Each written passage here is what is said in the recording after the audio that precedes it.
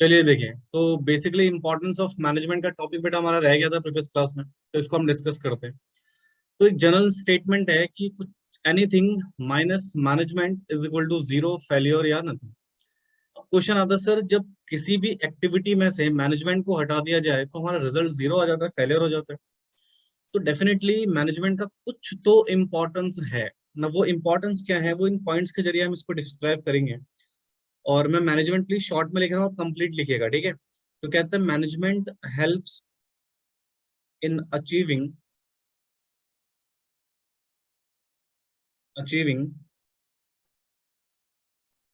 Group goals. First situation. Second situation है management increase efficiency.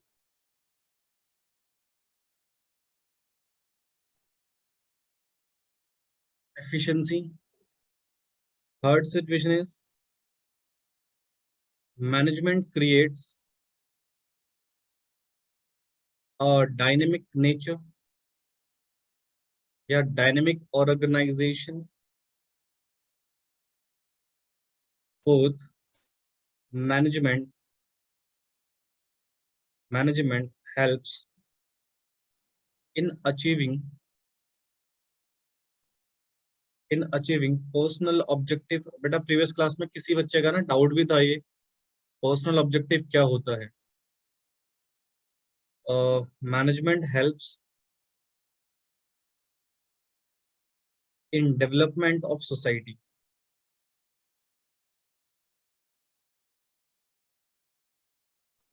These are the 5 points जो basically describe करेंगे बेटा कि हमारा मैनेजमेंट क्यों इम्पोर्टेंट है। बिजनेस में मैनेजमेंट की इंपॉर्टेंस क्या है, वो ये 5 पॉइंट्स बेटा डिस्क्राइब करेंगे। पहला, ग्रुप। इसमें ध्यान ध्यान सुनेगा, आपको पॉइंट्स भी याद करने हैं जी। वो तो बेटा ऑब्जेक्टिव के पॉइंट ऑफ व्यू से बताया था ना। तो management help in achieving group goals. Second situation, management increase efficiency. Management create dynamic organisation.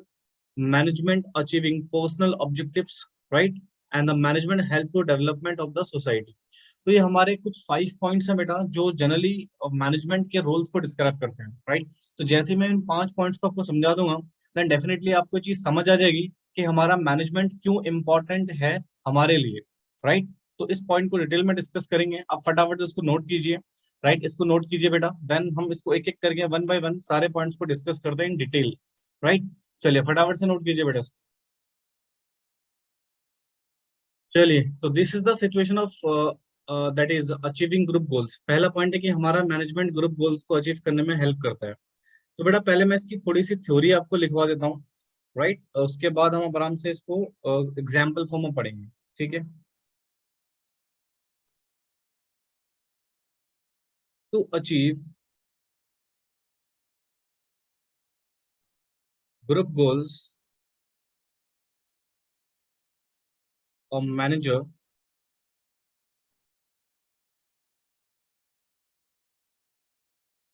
gives proper direction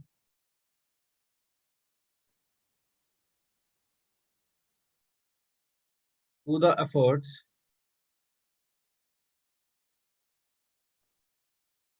of all his subordinates।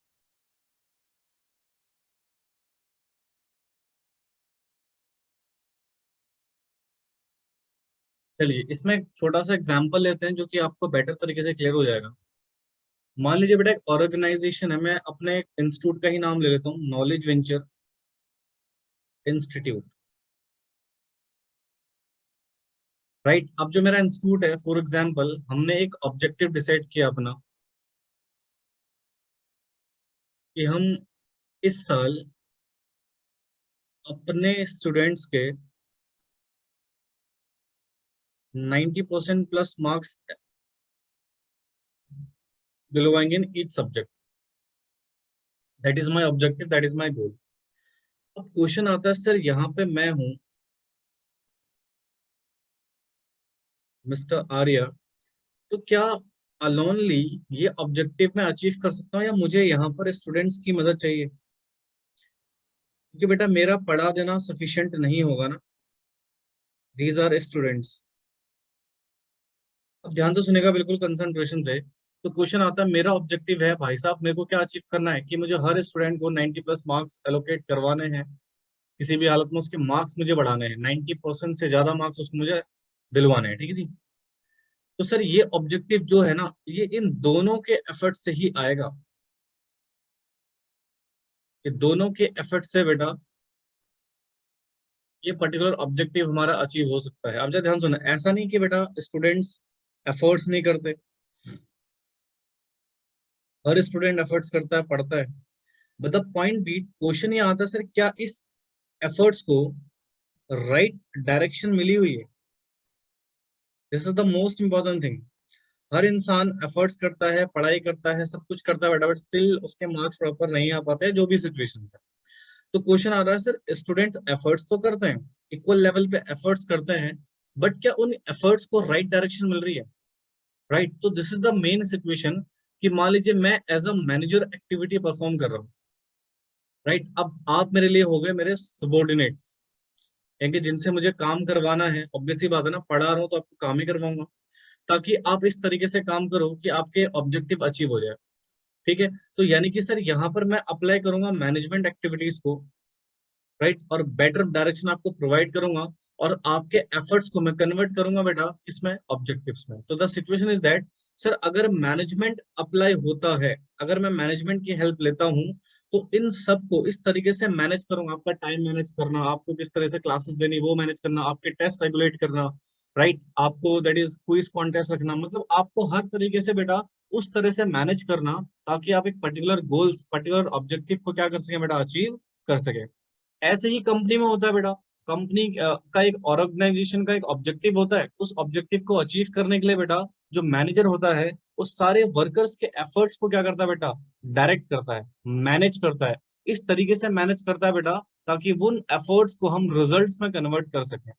Right, तो this is the first situation कि management जो होता है बेटा, वो हेल्प करता है ग्रुप गोल्स को अचीव करने में। ठीक है जी, तो ये क्या कर रहा है, to achieve the group goals a manager give proper direction to the efforts of all his subordinates। और डायरेक्शन देना is a one kind of management, is a kind of management। तो डायरेक्शन देना is nothing, is just a management. ये direction देना बेटा management ही होता है। Right, obviously बात है, मैं 10 लोगों को डायरेक्शन दे रहा हूँ, तुझे ये करना है, तुझे ये करना है, तुझे ये करना है। अगर अब सारे बंदे मेरे डायरेक्शन के हिसाब से काम कर रहे हैं, वो काम टाइम पे होगा, मेरा ऑब्जेक्टिव अचीव हो जाएगा। ठीक है, तो डायरेक्शन देना इज अ मैनेजमेंट, और डायरेक्शन के बिना बेटा मैं अपने ग्रुप गोल्स को अचीव नहीं कर सकता। तो इसका मतलब मैनेजमेंट के बिना बेटा मैं अपने ग्रुप गोल्स को अचीव नहीं कर सकता। समझ आया बेटा? इसको नोट कीजिए फटाफट से। देखो, नेक्स्ट जो टॉपिक है बेटा हमारे पास, मैनेजमेंट इंक्रीज एफिशिएंसी। ये एफिशिएंसी का मतलब क्या होता है? हाँ जी, एफिशिएंसी का मतलब क्या होता है?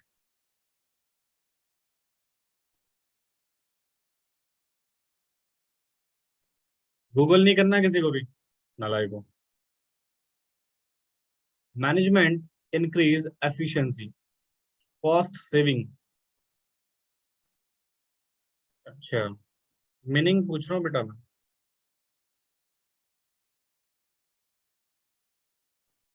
अच्छा, कॉस्ट कब सेव होती है? डोंट यू थिंक कि एफिशिएंसी का मतलब होता है कि किसी भी पर्टिकुलर चीज को क्षमता को बढ़ाना, कैपेसिटी को बढ़ाना, एफिशिएंसी।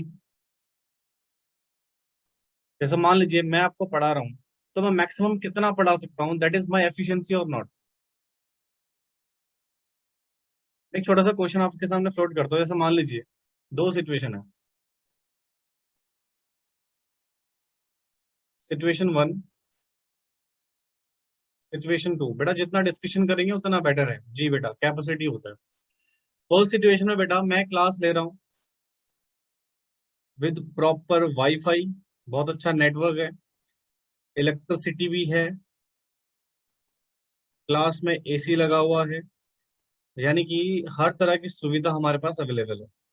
और सेकंड सिचुएशन में मैं क्लास ले रहा हूँ, देयर इज अ, मैं मोबाइल नेट यूज कर रहा हूँ, let us assume,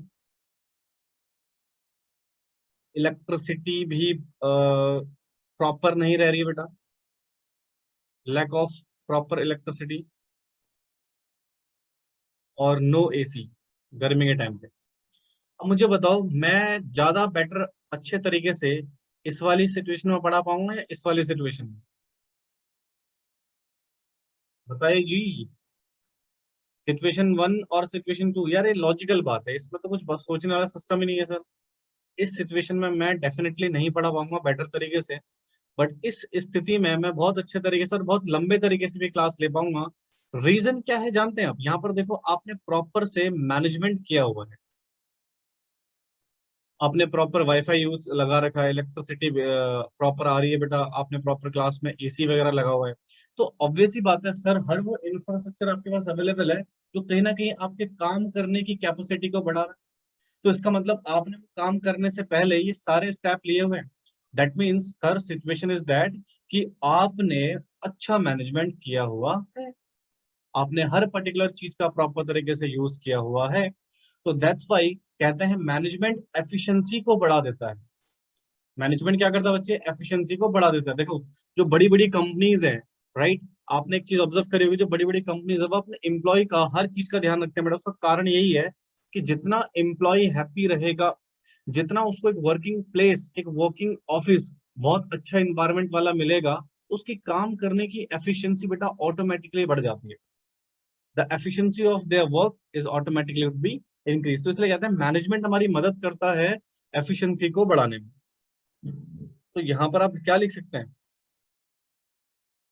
capacity of, अब कैपेसिटी ऑफ व्हाट सर?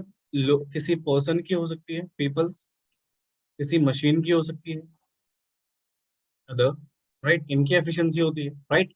अब कहते हैं सर मैनेजमेंट किस तरीके से इसकी मदद करेगा? तो कहते हैं sir management generally, manager increase efficiency, increase efficiency through the optimum utilization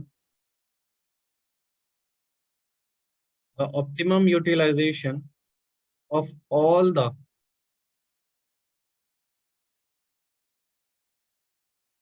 of all the resources such as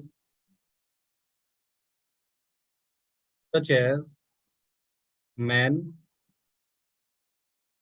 machine, material and money। क्या ये जो सिचुएशन मैंने आपको एग्जाम्पल के तौर में पढ़ाई थी बेटा, तो क्या वही बात कह रहा है? कह रहा भैया जो मैनेजर है वो इंक्रीज कर सकता है एफिशिएंसी को through what? Optimum utilisation of all resources. यानी कि जितने भी रिसोर्सेज है बेटा, उनका ऑप्टिमम यूज करके आप क्या कर सकते हैं बेटा? एफिशिएंसी को बढ़ा सकते हैं काम करने की। एग्जाम्पल आपने दे रखा है, man, machine, materials and money. अगर इनको प्रॉपर तरीके से यूटिलाइज किया जाए बेटा, राइट, और यूटिलाइजेशन तभी possible, again optimum utilisation only possible through management. यानी कि ऑप्टिमम यूटिलाइजेशन पॉसिबल ही कब है बेटा? जब हम प्रॉपर तरीके से मैनेजमेंट कर रहे हैं। तो दिस इज द सेकंड की सिचुएशन एंड आई होप सो आपको समझ में आ गया हो। नोट कर लीजिए बेटा इसको फटाफट से, किसी को डाउट है प्लीज आप पूछ सकते हैं। Third situation we are having, management creates a dynamic organization। Now what is that? Before discussing the theory of this concepts, आप सबसे पहले ना इसके एक छोटे से सिचुएशन में समझते हैं। इधर देखिए, क्या बेटा जो इंसान होता है,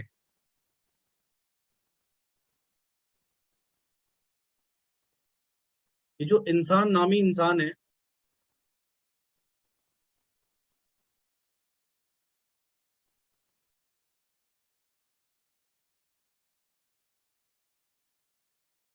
ध्यान से सुनिएगा प्लीज, ये जो हमारा व्यक्ति है, इसका nature don't you think rigid होता है?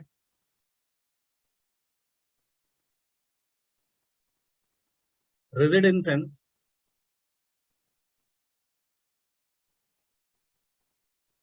Can not accept changes.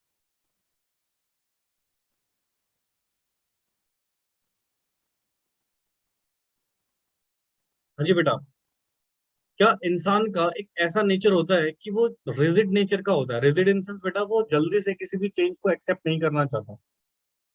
Yes और नो? बट सिचुएशन ये है सर, हमारा जो ऑर्गेनाइजेशन है, जो बिजनेस है, वो एक्ट करता है इन डायनेमिक नेचर। यानी कि हमारा बिजनेस काम कहाँ कर रहा होता है बेटा? डायनेमिक नेचर में, यानी कि चेंजिंग एनवायरमेंट में। यार बोलो प्लीज। ठीक है, हमारा कोई भी बिजनेस बेटा वो एक्ट ही कहाँ कर रहा होता है बेटा? डायनेमिक नेचर में। अब क्वेश्चन ये आता है सर, एक बात बताइए, हमारे पास जो वर्कर काम कर रहे हैं, हमारे पास जो वर्कर काम कर रहे हैं, उनका नेचर क्या है बेटा? डायनेमिक है। और बट सॉरी रिजिड है। बट हमारे एनवायरनमेंट का जो सिचुएशन है वो चेंजिंग एनवायरनमेंट में काम करता है। आप देखो ना, आप अगले पिछले 10 सालों का और आज का कंपैरिजन करेंगे तो क्या टेक्निक्स में बहुत सारे चेंजेस आ चुके हैं।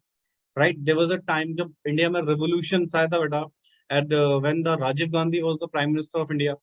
राइट, भारत में कंप्यूटर का इंट्रोडक्शन हुआ था, तो सारा काम कंप्यूटर के थ्रू ही हुआ करता था। तो ध्यान सुनेगा, अगर हम उस सिचुएशन में चलते हैं तो वहां पर लोग काम करते थे बेटा, सारा पेपर बेस्ड एक्टिविटी होती थी। पेपर बेस्ड एक्टिविटी होती थी।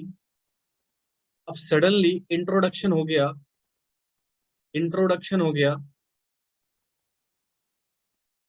कंप्यूटर्स का। कंप्यूटर का जब इंट्रोडक्शन हुआ बेटा, तो सारा काम हमारा पेपरलेस होना स्टार्ट हो गया।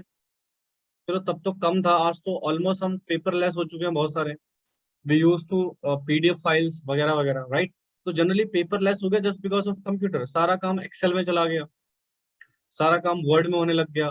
तो अल्टीमेटली हमारी जो एक्टिविटी, जो पेपर बेस पे जो लोग काम करते थे बेटा, डोंट इवन उनको शिफ्ट होने में दिक्कतें होंगी, प्रॉब्लम्स होंगी। और वो इस चेंज को रेसिस्ट करेंगे, मना करेंगे, बोलेंगे भैया हमें ये चेंज नहीं चाहिए, we are happy with our comfort zone, हम अपने कंफर्ट जोन में हम खुश हैं।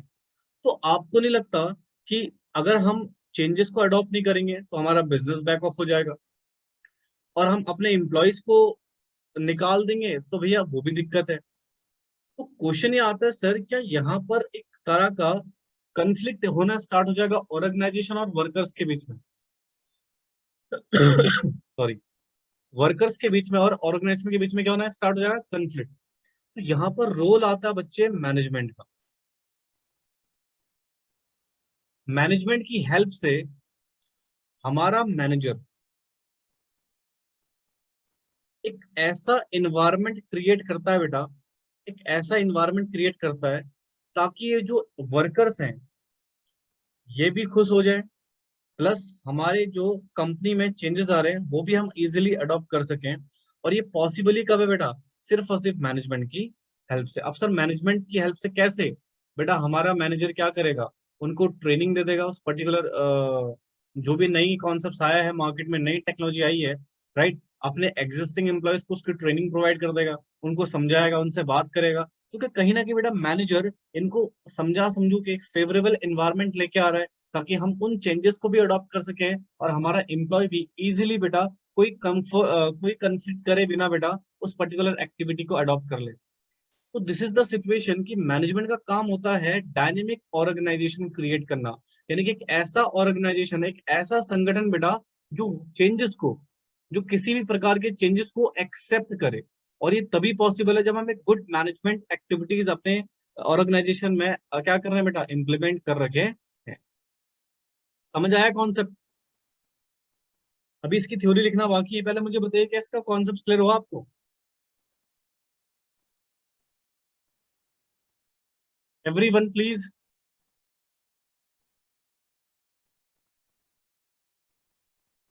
ठीक है, इसको नोट मत कीजिएगा, आई विल प्रोवाइड यू पीडीएफ। इसकी थ्योरी देखना आप जरा। अब जरा इसकी थ्योरी देखिए, आपको और मोर क्लैरिटी हो जाएगी। जो आपने कॉन्सेप्ट पढ़ा हुआ है ध्यान से सुना, उसको दिमाग में रख रहा आपने। तो हमने जनरली क्या पढ़ा, मैनेजमेंट क्रिएट्स, जरा इसकी थ्योरी लिखना मेरे साथ के साथ, creates a dynamic environment. Dynamic organisation, sorry, dynamic का मतलब मैंने आपको बता चुका हूँ, चेंज होता है बेटा। अब जरा देखिए इसकी थ्योरी देखते हैं। कहते हैं every organisation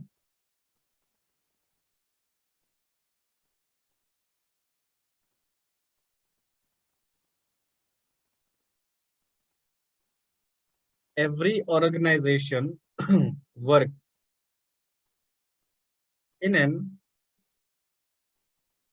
ever changing environment।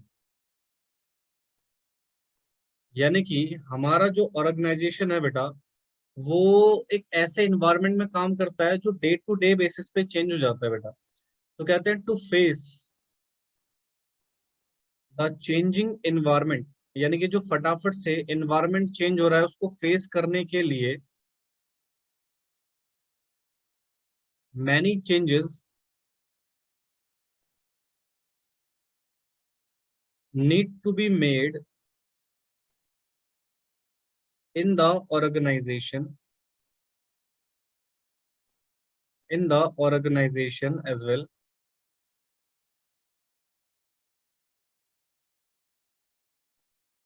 but people resist changes, people resist changes, so manager creates a favorable environment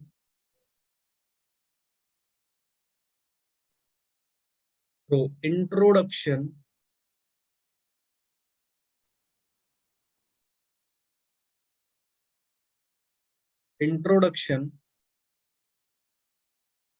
employees to the benefits of adapting to changes। देखिए, चलिए 2 मिनट बेटा लिखना बंद कीजिए प्लीज, 2 मिनट लिखना बंद कीजिए, इधर देखो, इधर फिर लिख लेना आराम से। I will provide you time. देखो क्या कह रहा है sir, every organisation work in ever changing environment, यानी कि हर ऑर्गेनाइजेशन बेटा एक चेंजिंग एनवायरनमेंट में काम कर रहा होता है, और ऐसा एनवायरनमेंट बेटा जो हमेशा चेंज होता रहता है।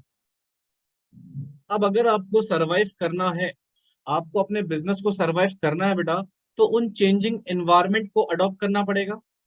ऑब्वियसली बात है ना, अगर मान लो दुनिया कंप्यूटर को अडॉप्ट कर रही है, आप नहीं कर रहे हो, तो आप तो बैकवर्ड हो जाओगे ना। कोई नई टेक्निक आई, जैसे फॉर एग्जांपल, ये जो बेस्ट एग्जांपल मैं आपको दे रहा हूँ, देयर वाज अ टाइम कि सिर्फ ऑफलाइन क्लासेस ही हुआ करती थी, बट जैसे ही टेक्निक्स में चेंज आया, तो क्या हर पर्सन ने ऑनलाइन क्लासेस का फॉर्मेट अडॉप्ट करना शुरू करा। अब जो लोग अडॉप्ट नहीं कर पाएंगे बेटा, तो क्या उनका बिजनेस डेवलप हो पाएगा? नहीं, वो तो पीछे रह जाएंगे ना। तो the situation is that sir, जब भी चेंज होता है एनवायरमेंट में, you have to adopt this. अगर आप अडॉप्ट नहीं करोगे तो आप पीछे रह जाओगे, आप डेवलप नहीं कर पाओगे, ठीक है। तो कहते हैं to face the changing environment many changes need to be made in organisation as well. Obvious सी बात है, एनवायरनमेंट के चेंज होने से आपको ऑर्गेनाइजेशन में भी बहुत सारे चेंज करने पड़ते हैं। बट सर इन चेंजेस को ना जो एम्प्लॉयज है, जो पीपल्स है, वो रेसिस्ट करते हैं। रेसिस्ट का मतलब मना करते हैं, रोकते हैं कि यार हमें कोई चेंज की जरूरत नहीं, क्योंकि वो कंफर्ट जोन में होते हैं। कंफर्ट जोन का मतलब एक बार काम सीख लिया, ठीक है भाई, मुझे ये काम अच्छे से आता है तो मैं यही करूंगा, मैं दूसरा चेंज को अडॉप्ट नहीं करना चाहता। तो मैनेजर की यहाँ पर रिस्पॉन्सिबिलिटी होती है कि वो ऐसा एनवायरनमेंट क्रिएट करे, फेवरेबल एनवायरनमेंट क्रिएट करे through introduction of employ to the benefits of the adopting change. Employees को बताए कि भैया इस चेंज को अडॉप्ट करके आपको क्या क्या बेनिफिट्स मिल सकते हैं। तो यहाँ पर मैनेजर कहीं ना कहीं बेटा मैनेज कर रहा है एक्टिविटीज को। यस, तो इसलिए कहते हैं सर, मैनेजमेंट हमारा एक क्रिएट डायनेमिक ऑर्गेनाइजेशन क्रिएट करता है, जहां पे लोग आसानी से नए नए चेंजेस को अडॉप्ट कर सकते हैं। ठीक है, अभी ट्रेनिंग दे सकता है उन्हें, उनका डेवलपमेंट कर सकता है, उनको अच्छे अच्छे बेनिफिट्स बता सकता है इसके, राइट। वो मैनेजर के ऊपर है, वो किस तरीके से मैनेज करता है। But it is only possible with the help of management कि हम ऑर्गेनाइजेशन में एक डायनेमिक एनवायरनमेंट को क्रिएट करें, जहां की एम्प्लॉय बेटा चेंजेस को आसानी से एक्सेप्ट कर सके, वो रेसिस्ट ना बन जाए। समझे? तो this is the basic situation. I hope सो आपको समझ आ गया हो बेटा, कॉन्सेप्ट से आपकी थोड़ा बहुत क्लैरिटी हुई होगी। After reading the theory, the 100% clarity you have done, right. इसको नोट कर लीजिए बेटा फटाफट से प्लीज। पॉइंट नंबर 4 लिखिएगा, management helps in achieving personal objective.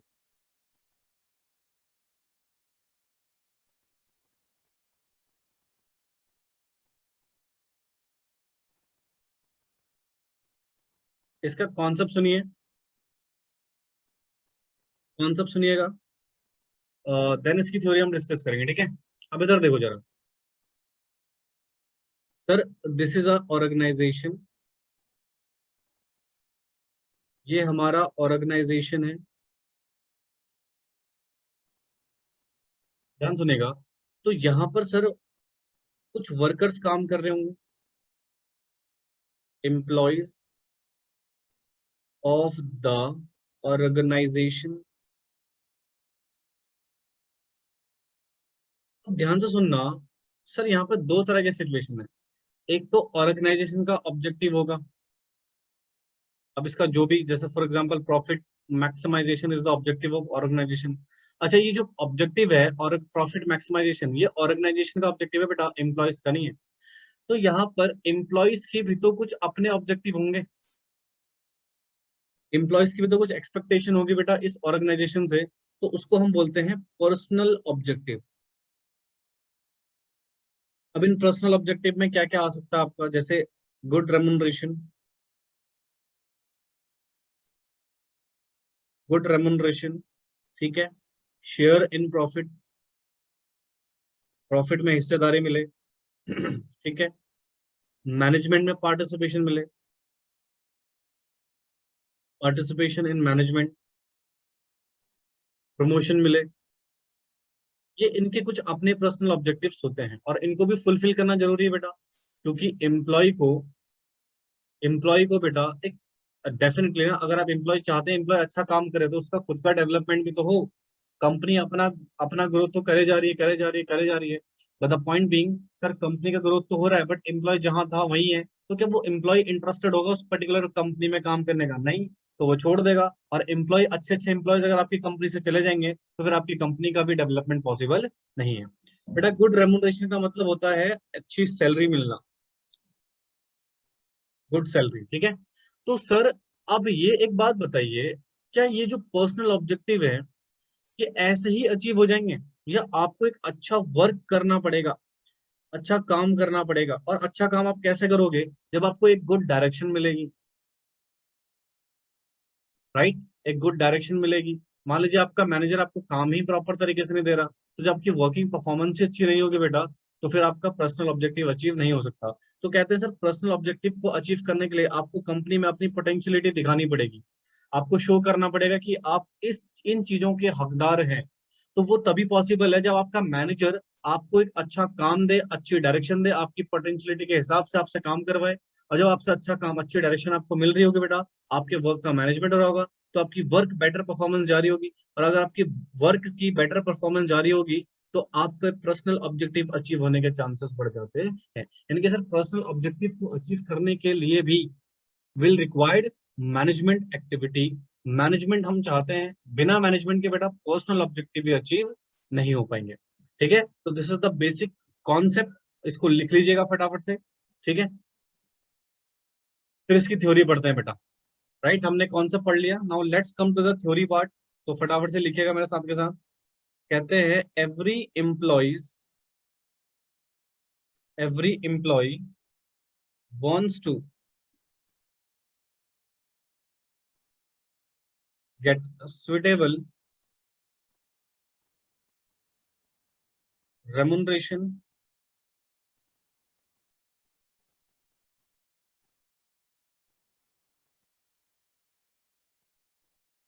suitable remuneration,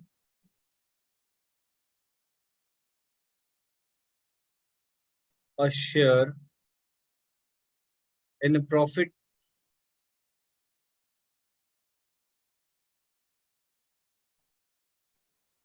participation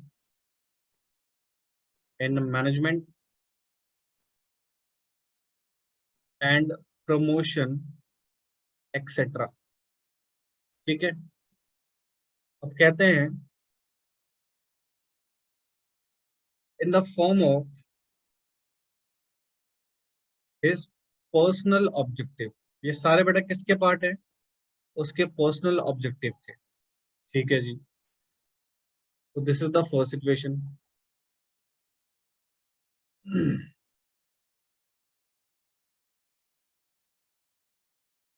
if they work while using their full abilities,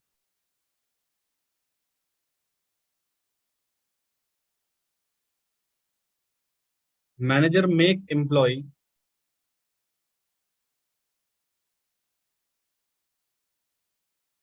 able through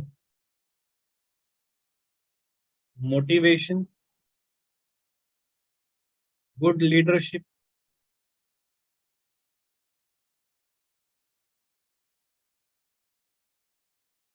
As a result,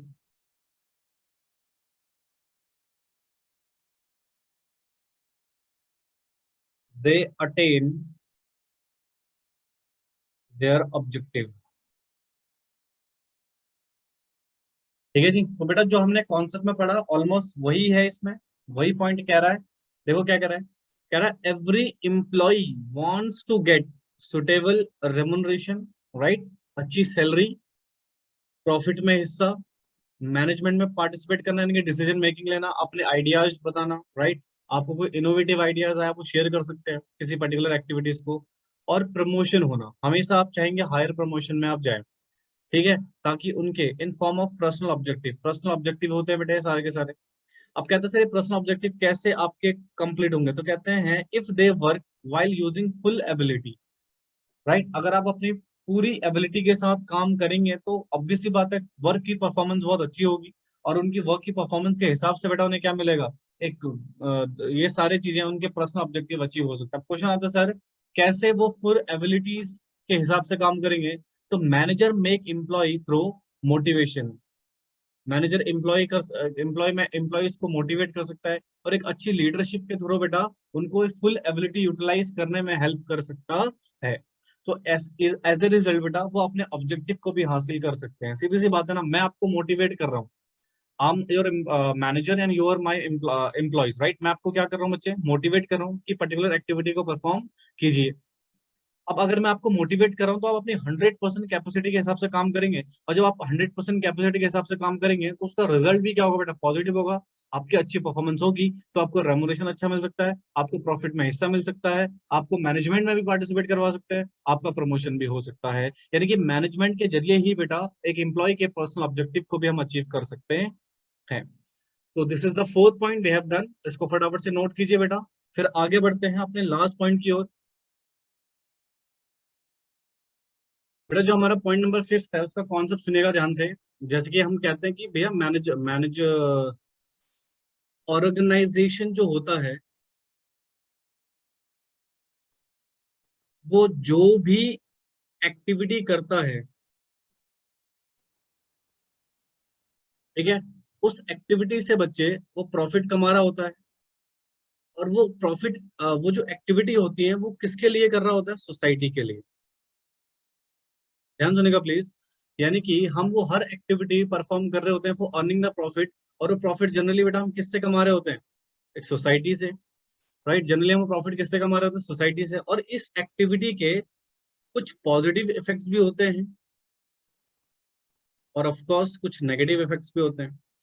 जैसे एक company है बेटा जो for example production of something कर रही है, किसी भी गुड्स का प्रोडक्शन कर रही है। तो जो फैक्ट्री यूज करती है तो उस फैक्ट्री से धुआं भी निकलता है, तो एनवायरमेंट डैमेज होता है। तो कहीं ना कहीं सोसाइटी उसके लिए पे कर रही है बेटा कॉस्ट, राइट। और कुछ पॉजिटिव भी है जैसे इंप्लॉयमेंट अपॉर्चुनिटी क्रिएट करना। तो कहते हैं सर हर ऑर्गेनाइजेशन की एक रिस्पॉन्सिबिलिटी बनती है, क्योंकि वो हर चीज कहाँ से अर्न कर रहा है बेटा, सोसाइटी से। तो सोसाइटी के टुवर्ड्स सोसाइटी उसकी एक रिस्पॉन्सिबिलिटी बनती है बेटा, सोसाइटी की ओर उसकी क्या बनती है, रिस्पॉन्सिबिलिटी बनती है। और उसी रिस्पॉन्सिबिलिटी को फुलफिल करता है हमारा मैनेजर।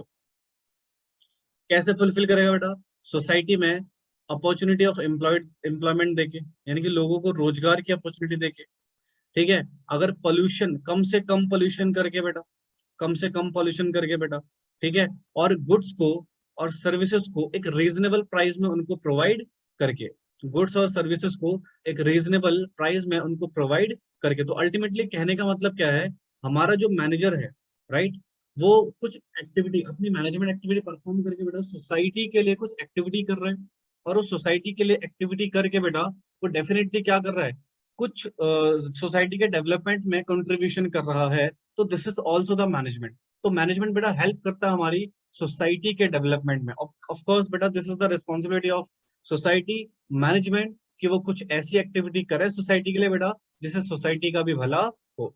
बेटा वो इसी में आ गया, living of good standard, good service and service, goods and services reasonable price में प्रोवाइड करके आप कहीं ना कहीं सोसाइटी का भला कर रहे हैं। तो ये बहुत सिंपल सा पॉइंट है, आपने 11th क्लास में पढ़ा होगा ये। देखिए क्या कह रहा है, इसकी थ्योरी देखिए जरा। Management has some responsibility toward society, of course management की बेटा सोसाइटी की ओर कुछ रिस्पॉन्सिबिलिटीज हैं।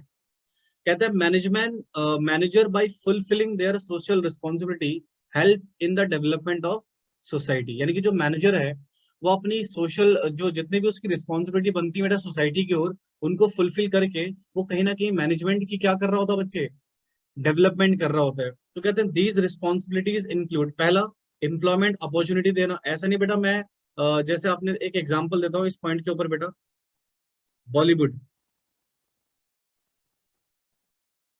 बॉलीवुड का एक एग्जांपल देता हूँ बेटा। आपने एक बड़ा ही वर्ड सुना होगा नेपोटिज्म का, आपने आजकल बड़ा ही वर्ड ये यूज सुना होगा, यूज तो है इससे काफी, नेपोटिज्म। नेपोटिज्म मतलब sir the situation is that Bollywood earning profit कहाँ से कमा रहा है बेटा, सोसाइटी से, राइट। अब वहां पर वो क्या कर रहे हैं कि वो कुछ डायरेक्टर्स हैं जिन्होंने अपनी एक डोमिनेंस पोजीशन बना ली है बॉलीवुड में बेटा। अब वो अपने ही रिलेटिव्स को, अपने दोस्तों को ही मूवी में लॉन्च कर रहे हैं, भले उन्हें मूवी एक्टिंग आती हो या ना आती हो, right. This is called nepotism, कि अपने ही रिश्तेदारों को आगे लेके आना। तो डोंट यू थिंक बॉलीवुड ये जो काम कर रहा है, this is against the society, ये सोसाइटी का डेवलपमेंट इससे नहीं हो रहा। जबकि होना क्या चाहिए सर, जो एक जो उसके लायक है, जिस जो एबल है पर्सन, उसको अपॉर्चुनिटी देना, यानी कि सोसाइटी को अपॉर्चुनिटी देना कि आप आइए, आप पर्टिकुलर एक्टिविटी को परफॉर्म कीजिए। तो इसको बोलते हैं अपॉर्चुनिटी प्रोवाइड करना सोसाइटी को, ठीक है, एम्प्लॉयमेंट की, ताकि सभी लोग पार्टिसिपेट कर सके। दूसरा, preventing environment from getting polluted, यानी कि पोल्यूशन से एनवायरमेंट को बचाना, पेड़ लगाना, इसका एक एक्टिविटी हो सकता है बेटा, राइट। ग्रीन प्रोडक्ट्स को इंट्रोड्यूस करना, राइट। पीडीएफ फॉर्म में जो आपका इलेक्ट्रॉनिक गुड्स, ये सॉरी, पीडीएफ में जितने भी आपके गुड्स वगैरह आते हैं इनको यूटिलाइज करना, पेपर का कम से कम यूटिलाइज करना, ठीक है, ये भी एक तरह का हिस्सा हो सकता है। और दूसरा, मेकिंग गुड क्वालिटी प्रोडक्ट, अच्छी क्वालिटी के प्रोडक्ट्स प्रोवाइड करना रीजनेबल प्राइस में। ऐसा नहीं बेटा आप बहुत ज्यादा प्राइस चार्ज कर रहे हो, राइट। एक गुड क्वालिटी के प्रोडक्ट आप सोसाइटी को प्रोवाइड करिए, और रीजनेबल प्राइस होना चाहिए उसका, बहुत ज्यादा एक्सपोनेंशियल प्राइस नहीं हो सकता। जैसे एक और एग्जांपल देता हूँ, अभी कोविड का सिचुएशन है बेटा, बहुत सारी जगह लॉकडाउन लगा हुआ है, बट कुछ लोगों ने, स्पेशली फ्रूट्स, जो फ्रूट्स बेचने वाले लोग हैं, उन्होंने हद मचा रखी है, राइट। उन्होंने एकदम से प्राइसेस हाइक कर दिए हैं जिसका कोई लॉजिक नहीं, right. They will pay for it, ये definitely there was a time situation will become normal, और लोग इतना याद रखते हैं कि किस बिजनेस ने हमें लूटा है, राइट। तो वो उस बिजनेस की फिर वार्ड भी अच्छे से लगाते हैं। तो द पॉइंट इज दैट भैया जितना आप सोसाइटी का भला करेंगे उतना ही आपका क्या होगा बेटा, भला होगा, ठीक है जी। तो दिस इज द सिचुएशन बेटा। केस तभी हो सकता है जब एमआरपी वाला सिस्टम हो। फ्रूट्स में कौन सी एमआरपी लगी हुई है, ठीक है भाई। तो ये समझ आ गया होगा आई होप सो। और with this the unit number 1 of management is over here, खत्म हो गया बेटा ये चैप्टर। नेक्स्ट क्लास में हम एक न्यू चैप्टर स्टार्ट करेंगे, यूनिट नंबर 2। चैप्टर तो सेम ही रहेगा बेटा, बट इसका यूनिट नंबर 2 रहेगा बेटा, जिसमें हम मैनेजमेंट की और भी बहुत सारी बातें डिस्कस करने वाले हैं। आई होप सो कि सारे के सारे कॉन्सेप्ट्स आपको बहुत अच्छे से समझ में आ गए हों। इसको नोट कर लीजिएगा बेटा फटाफट से प्लीज।